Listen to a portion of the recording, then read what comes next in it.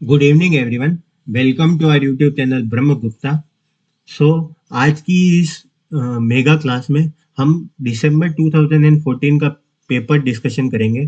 उस paper discussion में हम सारे सब्जेक्ट्स कवर करेंगे और उन सब्जेक्ट्स को हमने किस टाइमिंग पे कवर कर रखा है ये आप डिस्क्रिप्शन ओपन करके देख सकते हैं। वहाँ पे आपको हर सब्जेक्ट का टाइमलाइन दे रखा होगा। Let's move to the analysis of the paper. So analysis is given here.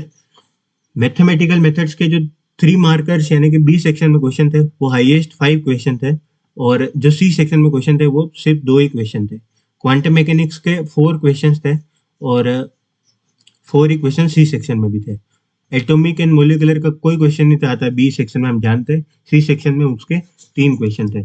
Similarly thermodynamics के 4 क्वेश्चन थे और सी सेक्शन में 5 थे क्योंकि इसमें स्टैटिस्टिकल मैकेनिक्स भी ऐड है। तो आप देख सकते हैं कि यहाँ पे सबसे ज्यादा जो वेटेज है वो स्टैटिस्टिकल मैकेनिक्स का ही है सी सेक्शन में इस बार के पेपर में। इलेक्ट्रॉनिक्स के 3 क्वेश्चन थे दोनों जगह पे, थोड़ा सा स्लाइटली हायर वेटेज है। क्लासिकल मैकेनिक्स के 5 क्वेश्चन बी सेक्शन में थे और 3 क्वेश्चन सी सेक्शन में थे। जो बी सेक्शन वाले क्वेश्चन थे वो रिलेटिवली मैं कहूंगा कि 11th क्लास का भी एक क्वेश्चन आया, वी विल सॉल्व दिस, तो वो थोड़े रिलेटिवली इजी टू मॉडरेट ही थे।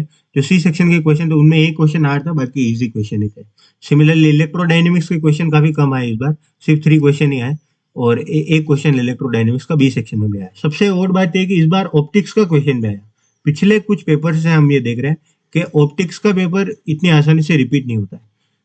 ऑप्टिक्स से क्वेश्चन काफी कम आते हैं, पर इस बार हमने देखा कि बी सेक्शन में 3 क्वेश्चन आए थे और सी सेक्शन में एक भी क्वेश्चन नहीं आया।